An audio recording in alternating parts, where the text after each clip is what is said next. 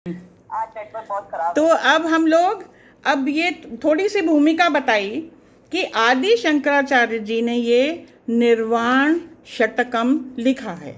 अच्छा, ये भी बता दें क्यों लिखा। काशी जब वो रहते थे तो वो रोज गंगा नहाने जाते थे। ये कहीं ना कहीं किसी एक व्याख्याकार ने व्याख्या दी है, कोई प्रमाणित तो है नहीं, लेकिन समझने के लिए सही है। तो काशी में जब वो गंगा नहा के लौट रहे थे, एक दिन रोज ही जाते थे, तो सामने एक चांडाल आके खड़ा हो गया। चांडाल कहते हैं उस व्यक्ति को जो शमशान में लाश को आग लगाता है, उसे चांडाल कहते हैं। वो सामने आके खड़ा हुआ, रास्ता नहीं दे रहा था। तो शंकराचार्य जी ने कहा कि भाई तुम अलग हो जाओ, बगल हो जाओ, मुझे रास्ता दो, मुझे जाना है। तो वो अकड़ के खड़ा हुआ और पूछने लगा, तुमको रास्ता दो, तुम हो कौन, तुम कौन हो। ये प्रश्न, उसके पूछने का अंदाज, उसके आंखों का भाव, तुरंत शंकराचार्य जी को लगा कि ये कोई साधारण मनुष्य नहीं है जो मुझसे ऐसा प्रश्न कर रहा है कि तुम कौन हो।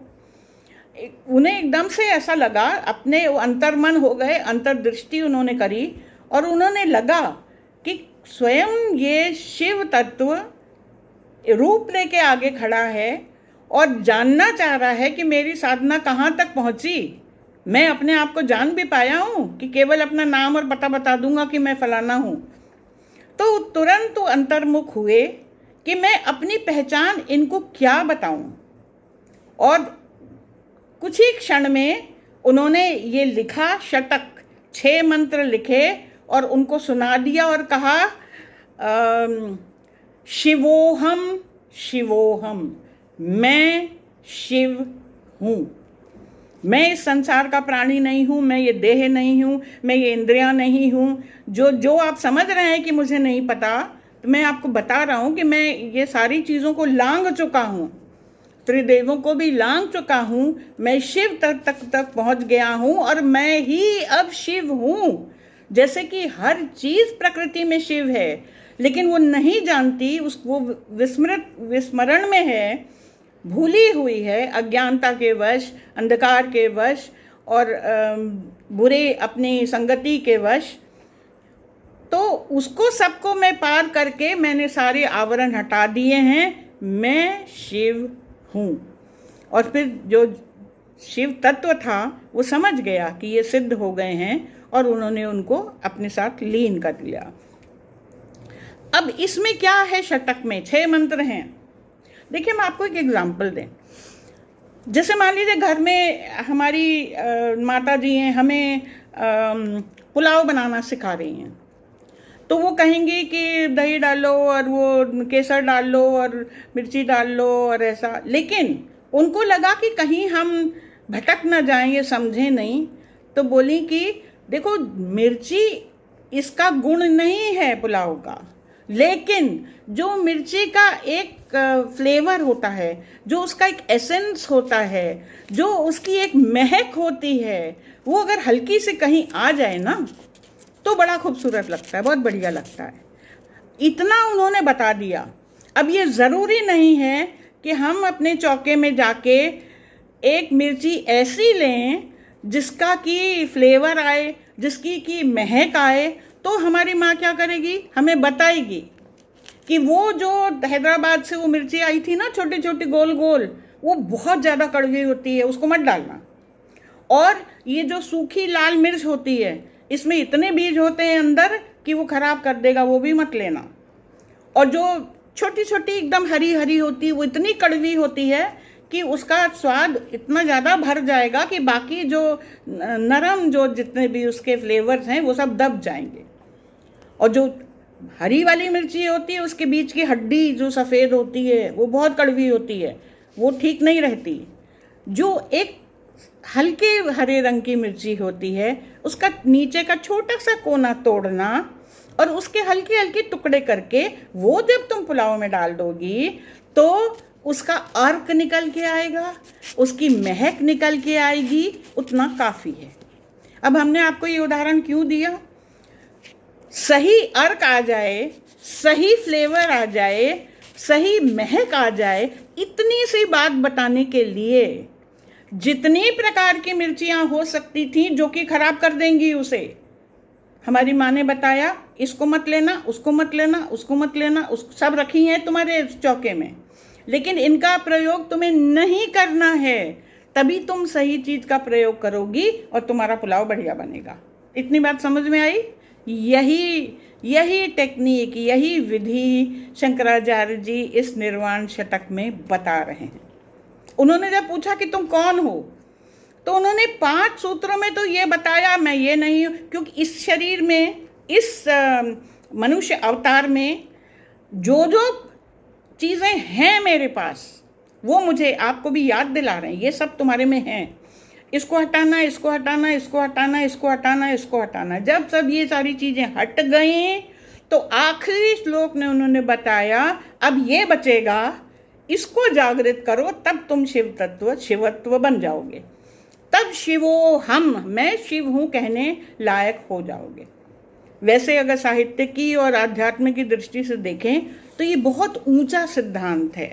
ये लोग जब बहुत सारे ग्रंथ पढ़ लेते हैं उसके बाद पढ़ते हैं, लेकिन हम लोगों ने थोड़ी सी, क्योंकि पूर्वाग्रह था तो इसको अभी से ले लिया, यद्यपि पूरा हम लोग को ग्रह होना संभव है नहीं, क्योंकि कठिन दर्शन है, इसमें फिलॉसफी बहुत कठिन है, लेकिन फिर भी हम लोग प्रयास करते हैं। हो सकता है कि थोड़ा बहुत अगर इतना सा भी ग्रहण कर लेना। आगे ये शतक शुरू करने से पहले मैं सबसे, आप लोगों को सबको बधाई देना चाहती हूँ कि आप लोग कम से कम एक चीज़ से जुड़े हो, एक कदम आगे रखा है। एक आग्रह ये भी है, अब कदम पीछे मत हटाना, क्योंकि देखिए हम लोग जितने लोग यहाँ हैं जुड़े, मेरे ख्याल से 45-50 से तो ऊपर ही सबकी आयु है, इससे छोटा तो शायद ही कोई हो।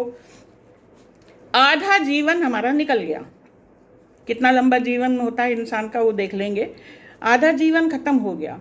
और जो पैदा होने से 40 साल की उम्र तक जो सबसे अधिक ग्रहण करने की शक्ति होती है, सबसे अधिक समझ की शक्ति होती है, सबसे अच्छी स्मरण की शक्ति होती, वो समय तो गंवा दिया ना हमने तो अब शुरू किया है, और अब समय की घड़ी टिक टिक चलती जा रही है। हम सोचें हम फिर कर लेंगे, लेकिन समय हमारे लिए नहीं रुकता। जाने कितने दिन हैं? ये तो वो मोबाइल के बैलेंस की तरह है, आप 1000 का बैलेंस भरा लीजिए, टॉक टाइम खत्म, बैलेंस आपका रखा रह जाएगा, क्या करेंगी उसका? तो हमारा समय कब खत्म होता है, टॉक टाइम पता नहीं।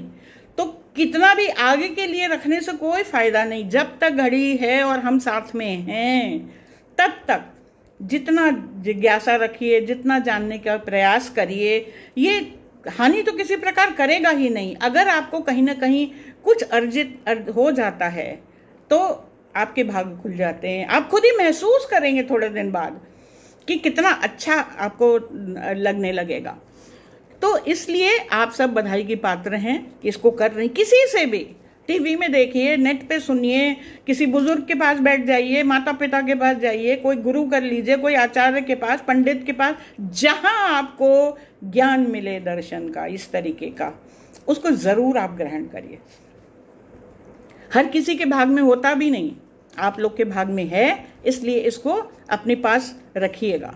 अच्छा चलिए हम लोग पहला पढ़ते हैं शतक, हो सकता शायद आपके पास उसका वो हो। मनोबुद्ध्यहंकार चित्तानि नाहं न च श्रोत्र जिह्वे न च घ्राण नेत्रे। हम लोग एक एक पंक्ति लेके करेंगे। मनोबुद्ध्यहंकार चित्तानि नाहं। एक बात और बता दूं, इसमें जो शब्दों का चयन किया है, जो ये मंत्र बने हैं, ये साइंटिफिक रूप से प्रमाणित है। इन शब्दों के समूह की जो एक ऊर्जा है, जो एक ध्वनि है, उसमें थेरेपेटिक क्वालिटीज हैं, ट्रीटमेंट हो जाता है, आपका ब्लड प्रेशर कम हो जाता है, स्ट्रेस कम हो जाता है, एंजाइटी कम हो जाती है। अगर आप मतलब समझ लें तब तो और भी अच्छा, बहुत फायदे हैं इसके। कभी किसी खुद खोल के देखिएगा इसके फायदे क्या हैं, और शब्दों के फायदे होते हैं ये आपको पता है। आप कौन सा शब्द बोलते हैं तो आपका बच्चा शांत हो जाता है, और कौन सा शब्द बोलते हैं कि वो रो पड़ता है। आपको सबको पता है, साउंड से, जो साउंड का एक कलेक्शन होता है उससे मस्तिष्क पे, भाव पे, भावना पर, व्यवहार पर, तंदुरुस्ती पर, शरीर पर, हर स्तर पर असर होता है। और ये इतना सशक्त है ये पूरा षटक कि ये बहुत से स्तरों पे फायदा करता है। अब अगर आपको संस्कृत नहीं भी आती तो कोई बात नहीं, हिंदी संस्कृत से ही उठी है। इसमें जो शब्द हैं, मनो माने मन, बुद्ध्य बुद्धि, अहंकार अहंकार आप जानते हैं, चित्तानि चित्त, ना हम नहीं हैं। हो गया ना सरल, एक लाइन सीधी। मनो बुद्धि अहंकार चित्ता नि ना हम नहीं हैं। मतलब क्या, पहले तो ये बता रहे हैं कि ये चीजें इंसान में हैं। जब आप इनको किनारे कर देंगे, किस किस को, अपने मन को, बुद्धि को, अहंकार को, चित्त को। सबसे ज्यादा समस्या दुनिया में हमारा चित्त और मन करता है। कोई भी बात, सही बात तो हमारे में है क्योंकि हम शिव हैं, शांत हैं, सुखी हैं, लेकिन हमारा चित्त क्या करता है, बहुत गड़बड़ मचाता है। चित्त में आ गई, नहीं ऐसा होना चाहिए, उसने मन से कहा, मन कहेगा हाँ जी चलो। मन ने सोचा, डिसीजन नहीं ले पा रहे हो, बुद्धि को कहा, बुद्धि कहती हाँ जी चलो करते हैं। उसने अहंकार से पूछा, अहंकार कहता हाँ क्यों नहीं जी, हम भी कर सकते हैं। आपने गलत डिसीजन लेने में ये चारों आपके साथ हो गए, आपने वो काम कर लिया, वो पूरा काम आपके ऊपर सही है तो सही असर करेगा, गलत है तो गलत असर करेगा। तो गलत असर का असर ही क्यों पड़े हमारे ऊपर? हम अपने चित्त की, अपने मन की, अपने बुद्धि की, अपने अहंकार की बात ही क्यों सुने? किसकी सुने वो अंत में बताएंगे। मनोबुद्धि अहंकार चित्तानि नाहं न च श्रोत्र जिह्वे न च घ्राण नेत्रे। और मैं कौन नहीं हूं?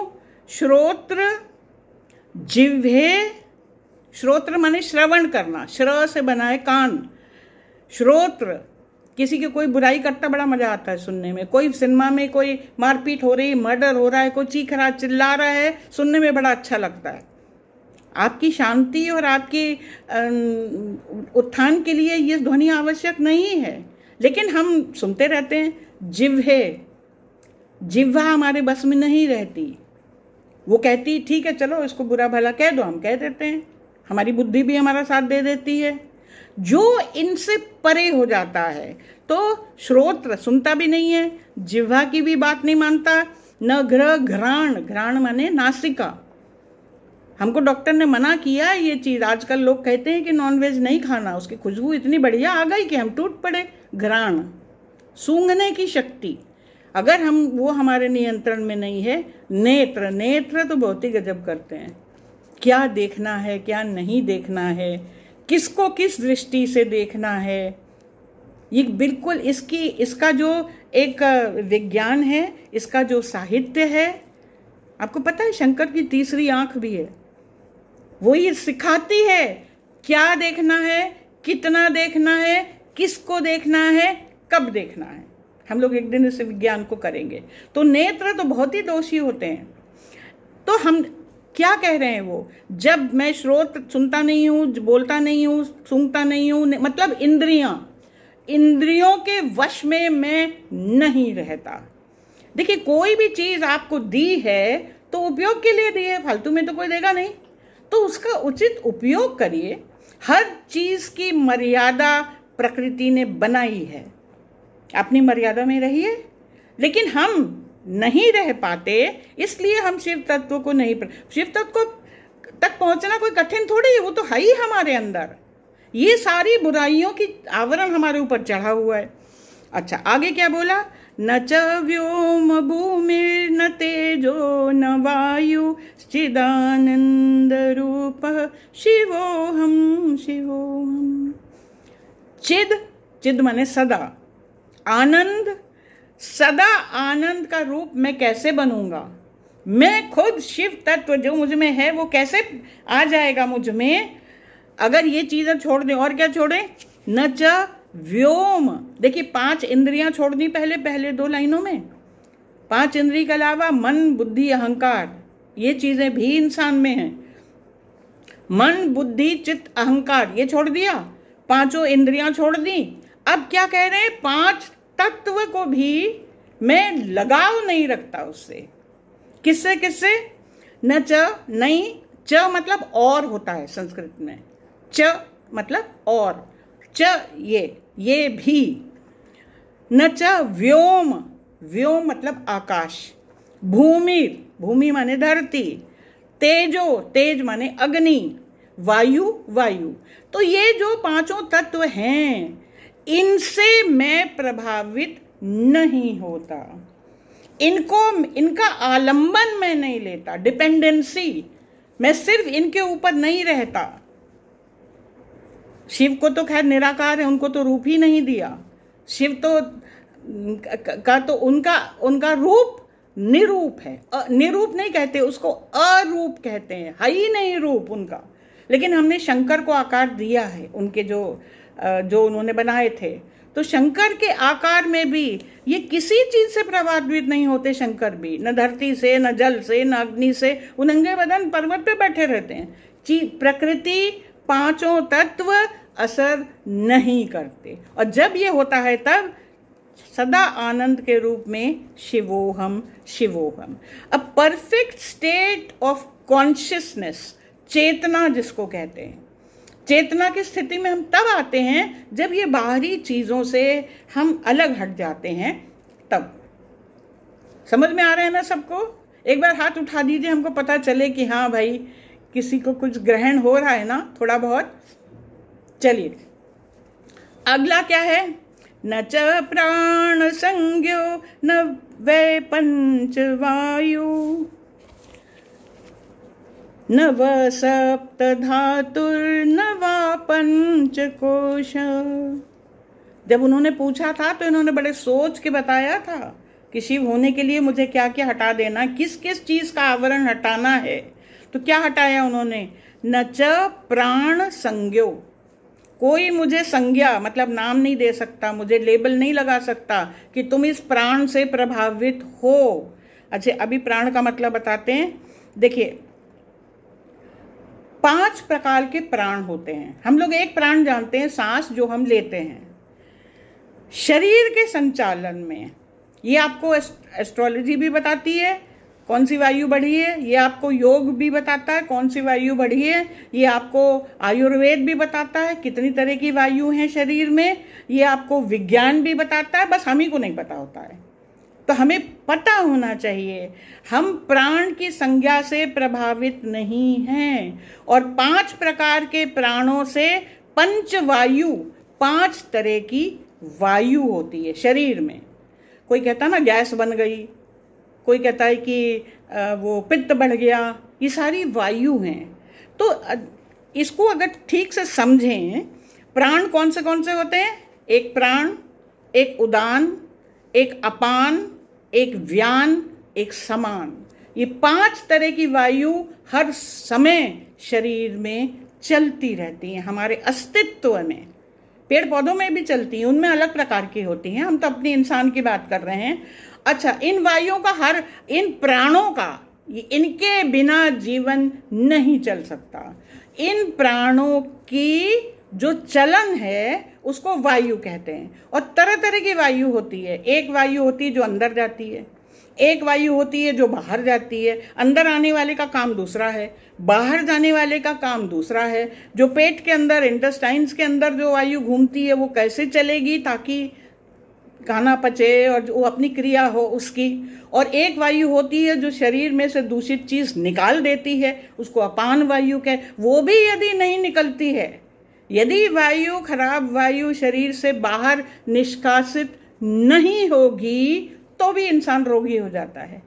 तो ये 5 वायु 5 प्राण में जो रहती हैं, इनको प्राण कहते हैं क्योंकि ये जरूरी तत्व है जीने के लिए। इन प्राणों से वो, और जो योगी होते हैं ना, साधु लोग, संत लोग, वो लोग साधना करके इन वायुओं को साध लेते हैं। साध लेते हैं। किसी ने ऐसी वायु साध ली कि हमें सर्दी नहीं लगती, किसी ने साध ली हमें भूख नहीं लगती, है ना। कई तरीके के ये, हालांकि ये बहुत ऊंची क्रियाएं होती हैं, लेकिन सामान्यतः इन वायुओं का आयुर्वेद में भी ये बताते हैं, जितने भी वायु प्राणों में होती है, इन पांचों प्राणों में संतुलन न होने के कारण आदमी बीमार होता है। स्वभाव से आदमी स्वस्थ है, जो शरीर बना है ये बिल्कुल परफेक्ट है, इसमें कुछ खराबी ही नहीं है।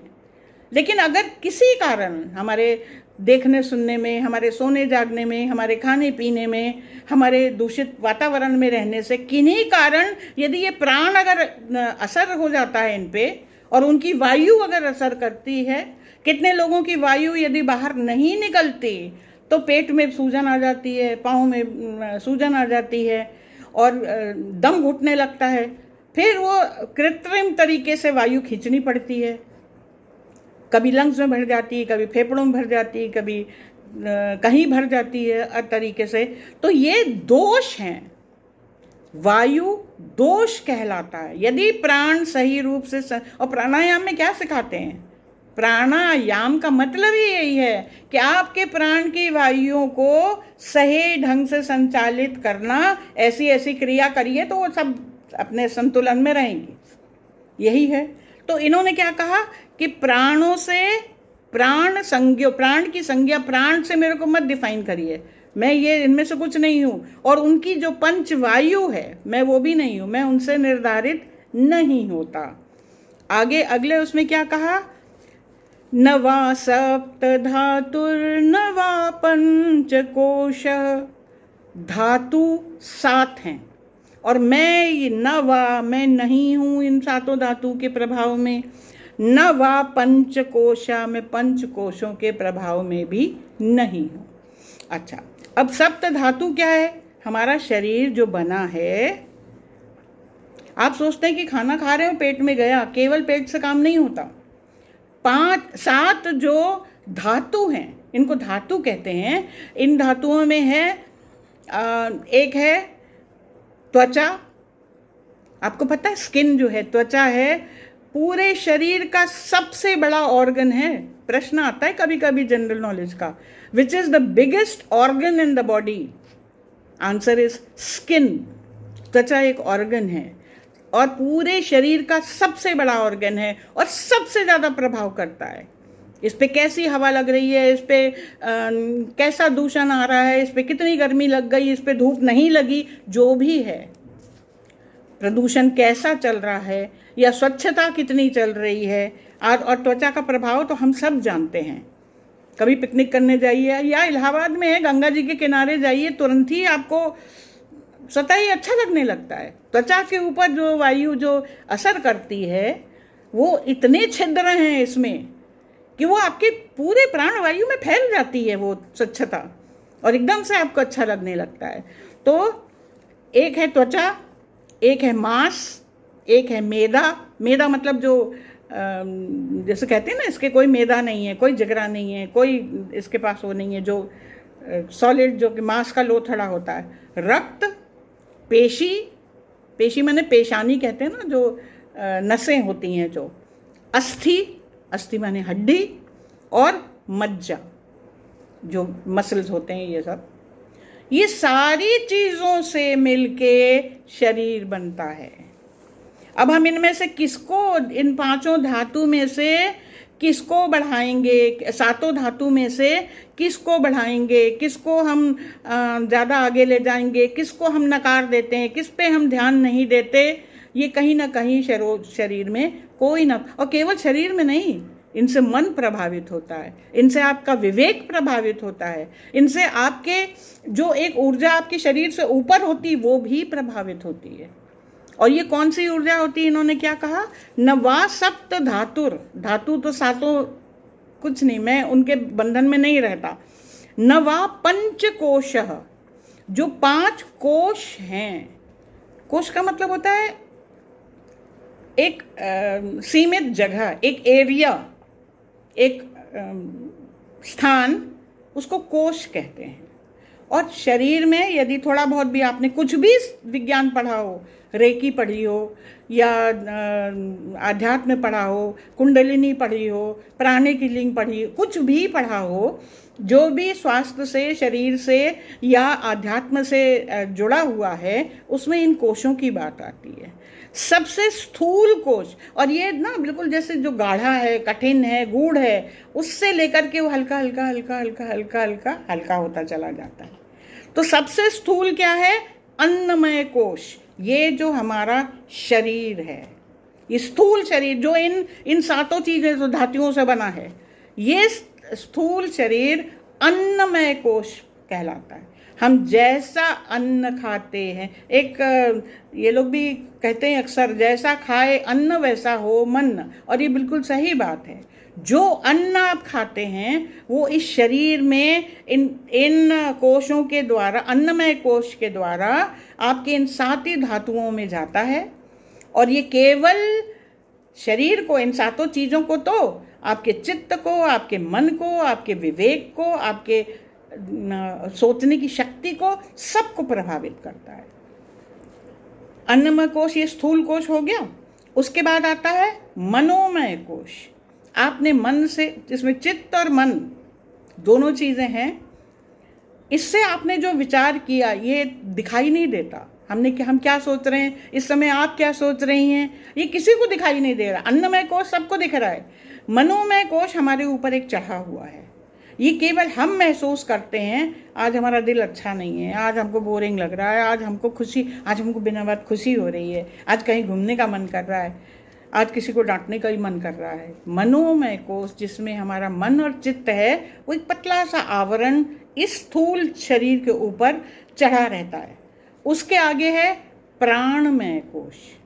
देखिए, एक आदमी के अंदर बहुत सारे लेयर होते हैं, जिसको ऑरा बोलते हैं आप लोग। मनोमय कोश के बाद एक आता है एक प्राणमय कोश।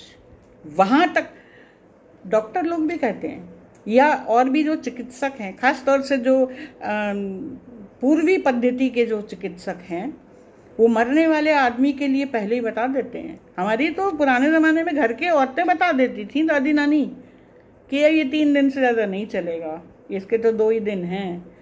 उसकी कहीं ना कहीं वो विलीन होने वाले जो तरंगे हैं, उसके उन कोशों में होते होते जब प्राणमय कोश तक आ जाता है, तो वो जो तरंगे जो दिखाई नहीं देती, केवल जो जानकार है वो महसूस करता। कभी कभी तो मरने वाला व्यक्ति खुद महसूस कर लेता है, या जो बीमारी से अच्छा हो रहा है वो व्यक्ति भी महसूस कर लेता है कि प्राणमय कोश में कैसी तरंगे उठ रही हैं। तो वहां तक आपके प्राण जीवित रहते हैं।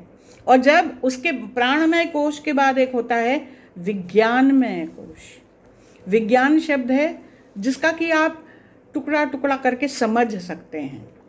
प्राणमय कोश के बाहर जो जितना, कहते हैं 3 फीट तक पूरा ये लंबा होता है। ऑरा की फील्ड भी 3 फीट तक होती है।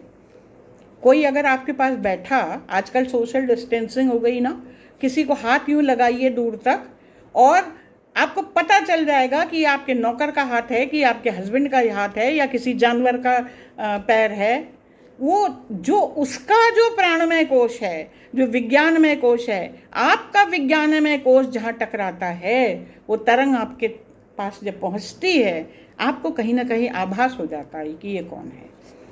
तो विज्ञानमय कोश, और जब विज्ञानमय कोश का भी आकार खत्म होता है, उसके बाहर भी जो एक कोश होता है, जो एक एरिया होता है, उसको कहते हैं आनंदमय कोश।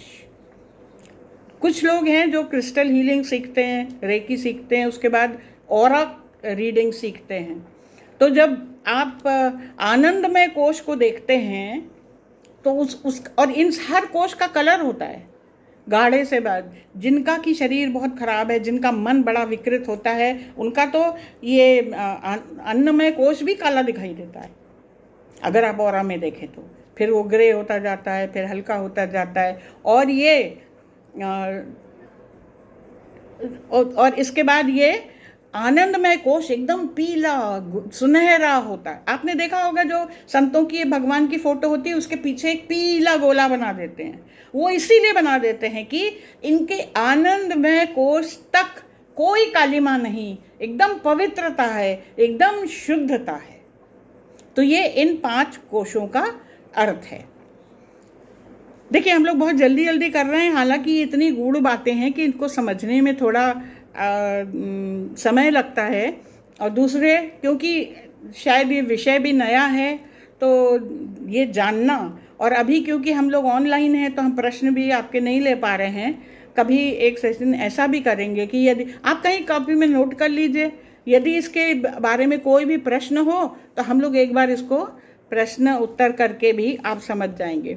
तो क्या किया इन्होंने, 7 धातु हटाई, 5 तत्व हटाए, 5 कोश हटा दिए, अन्नमय कोश, मनोमय कोश, प्राणमय कोश, विज्ञानमय कोश और आनंदमय कोश सब हटा दिए। अब अगला है न वाक्यानि पादो न च उपस्थ पायु चिदानंद रूप शिवोहम शिवोहम। वाक्यानि पादो, न वचन हूँ मैं, माने ये मैं वचन से नहीं चलता कि मैं मन में जीभ ने जो चाहा और मुंह ने जो चाहा बोल दिया, नहीं, ये मैं इनके वश में नहीं हूँ। इनको मैं अपने वश में कर सकता हूँ जब चाहूँ तो, लेकिन मैं इनकी सुनता ही नहीं, मैं इनके वश में नहीं रहता। वाक्य बोलना, पादो पैर, पैर कहीं चल जाना चाहे जहाँ उचित जगह नहीं हो, मैं इनके ऊपर नियंत्रण रखता हूँ, मैं इनकी बात नहीं सुनता। उपस्थ, उपस्थ कहते हैं आपके जेनिटल्स को, ये प्रजनन के और निष्कासन के। देखिए हमने आपको जब शिव पढ़ा रहे थे तब भी कहा था कि हमारे यहाँ विनाश या चीज़ों का हट जाना गलत नहीं माना जाता। जितना ज़रूरी आपका खाना खाना है उतना ही ज़रूरी उसको शरीर से बाहर निकलना भी है। उपस्थ कहते हैं, आपके गुदा द्वार को, एनस को उपस्थ कहते हैं। यदि वो नियंत्रण में नहीं है, कितनी बीमारियां हो जाती हैं, आदमी बीमार हो जाता है, ऑपरेशन करना पड़ता है। तो जितना अंदर डालना ज़रूरी है, बल्कि उससे अधिक ज़रूरी है कि कलुषित चीज़, कलुष आपका शरीर से बाहर निकले। और उपस्थ केवल शरीर का नहीं होता, उपस्थ मन में भी होता है, ऊपर विचारों में भी होता है। सारी गंदगी भर लेते हैं हम लोग, ये कहीं ना कहीं से निकले बाहर। और ये कब निकलेगा, जबकि हम आनंद स्वरूप ये मान लें कि हम शिवोहम हैं, हम शिव के स्वरूप हैं। अब देखिए समय हो रहा है इसलिए जल्दी जल्दी करें। न मे द्वेष रागो न मे लोभ मोह सदो मदो नैव मे नैव मात्सर्य भाव। इसमें केवल नाम है और ये क्या डिपिक्ट करते हैं ये शायद अभी समय नहीं होगा, इसलिए एक एक शब्द को नहीं लेंगे, फिर कभी समय होगा तो एक एक शब्द बताएंगे आपको। मैं द्वेष नहीं हूँ, द्वेष आप सब जानते हैं। राग में लिप्त नहीं हूँ, लोभ और मोह नहीं है।